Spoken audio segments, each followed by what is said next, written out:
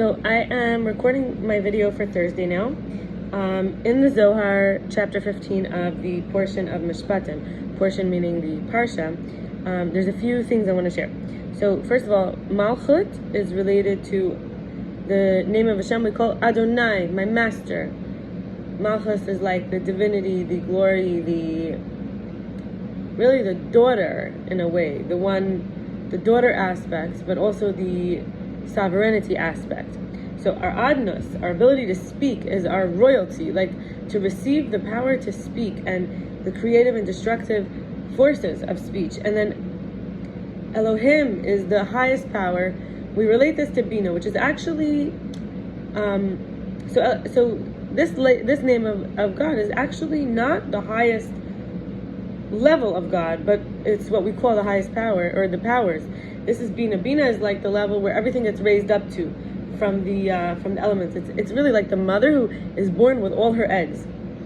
And if you rearrange the Adonai, which is Hashem, my master, or the Lord, really the Lord it's Dina, which Dina is law and judgment, and the Dalet alludes to the Dalet of the three patriarchs, which becomes a fourth, which she becomes the fourth, and the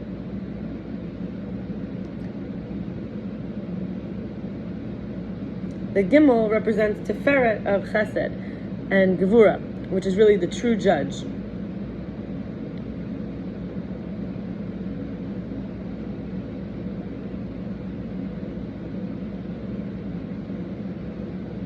So Chesed, Gevura, and Tiferet are, so you have Bina, then you have Chesed, Gevura, Tiferet. Above Bina you have Chachma, which is like the father, right? So sort of like Chachma needing Bina, but then Bina taking what Chachma has to offer. And in order to judge again, so Chesed, Gevura, Tiferet is the true, aka the true judge Tiferet, which is where you have Chesed, which is expansion, Gevura, which is restriction, or you have kindness and you have limits, and so kind of the middle, the compassion, the balance, the harmony. So to judge against the wicked maidservant, ire to the mistress, from whom stems all harm and being and demons, and from whom comes the soul of the wicked, as established by the masters of the Mishnah, that the souls of the wicked cause havoc in the world. Another El is harmful. This is another God, another force, another power. A thief, evil, and another El's mate is deadly poison. It's really, really extreme words. I'm going to continue. These are angels that serve the body and angels that serve the soul. There's a soul over the soul and angels over the angels. The soul of a soul, the Shekhinah, or the divine feminine indwelling presence, the embodiment of divinity, the manifestation, which compared to the other lights in the world of Bria, which is creation, but also it's like the emotional aspect. We would say it's kind of not just emotional. What I mean is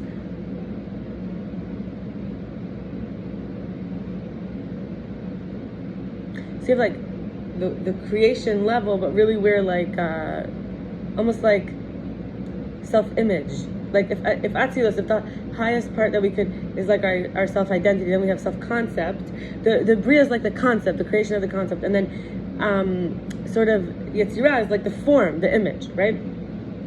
Or the image, and then the concept is kind of like the image, and then sort of like the form, self. So sort of like then the actual alive self, the self that we are, the existing self, is the lowest level, which is Asiyah. So like these are the Kabbalistic four worlds. So it's saying here Bria, which is kind of, it's like a soul to the body, but when compared to the Holy One, blessed be, is like considered a body. In other words, you say this compared to this is like the soul of a body. But then, if you take that level of soul that you just called soul, and you compare it to the Holy One, blessed be, the creator of the universe, the creator of creation, this is just a body for the soul, God being the soul. So, but it's all one. There's all the body and the soul is really one. And it's not with man, because there's division between body and soul, the material and the mental, or the life and the death. And why do we say that body is death? Because the body will die. The soul lives forever. So, the soul is anything that cannot end, right? We can think of it like that. Soul is anything that's not temporary. With the Holy One, blessed be, and His Shekhinah is life and life. Because there's nothing else that has to disappear, or I think it's clear. Okay, chapter 16. Remembering is from male, the right, related to chesed, and also like thinking of the word Zohar and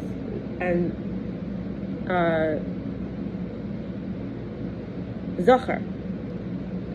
They sound a little similar, but it's tones.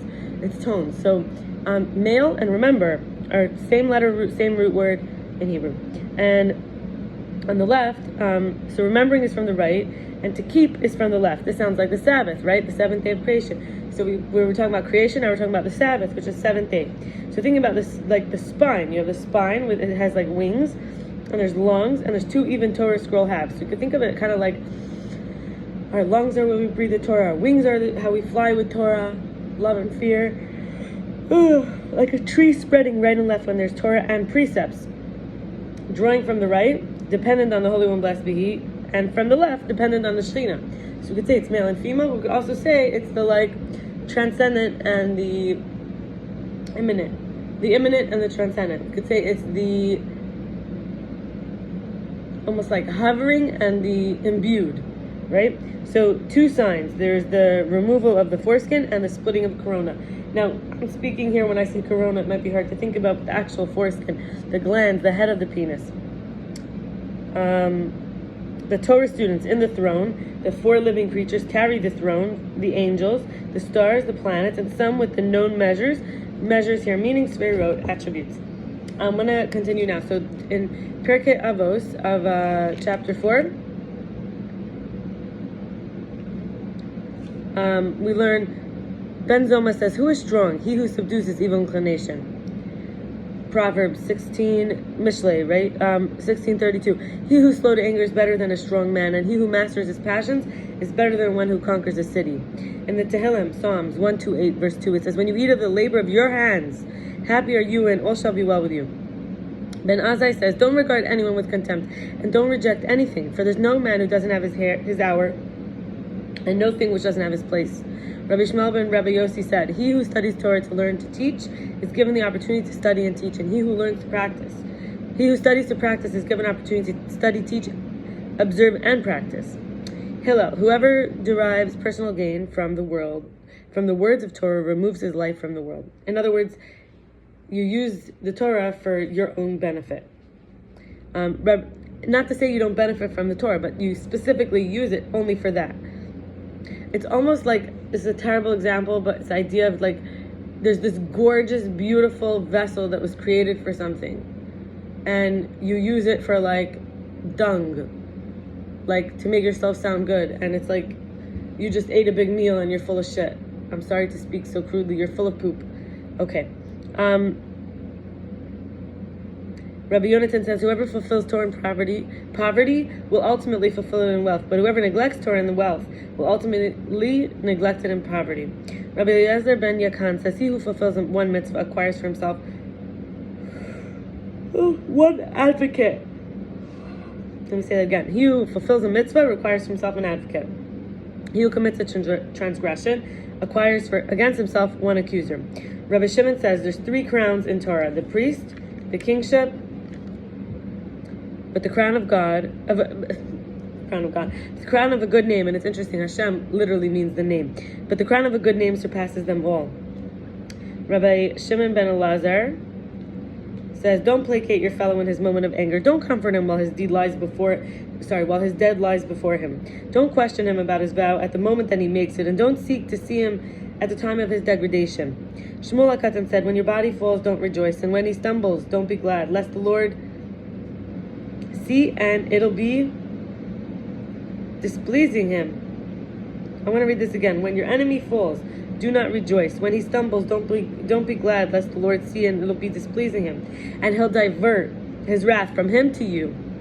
Rabbi Meir said, don't look at the vessel but what it contains. There may be a vessel filled with good wine. There may be a new vessel filled with good wine, or an old vessel without even new wine.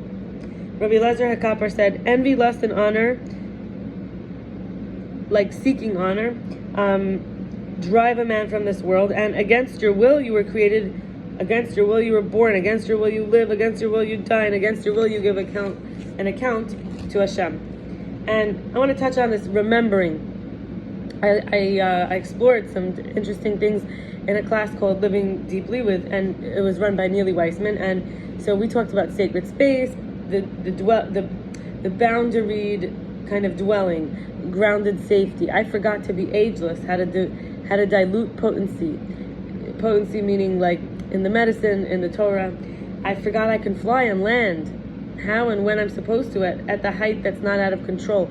I forgot how to be a mountain. I forgot that I'm a baby and I'm ancient, that I'm mother willow, earth is my womb. Earth is a womb. And I forgot that the source of nature is so close, it's closeness as my stem cells, the source of nature as spiritual stem cells. That resting in surrender is to open to the beauty, the glory of the highest control of the presence. The carob tree, I forgot, takes 70 years to mature before it can bear fruit. I forgot the bamboo tree takes 5 years underground to properly root and then shoots up to 90 feet. I forgot that a soul guard is to remember that what I saw and don't let it depart from my heart and share with future beings.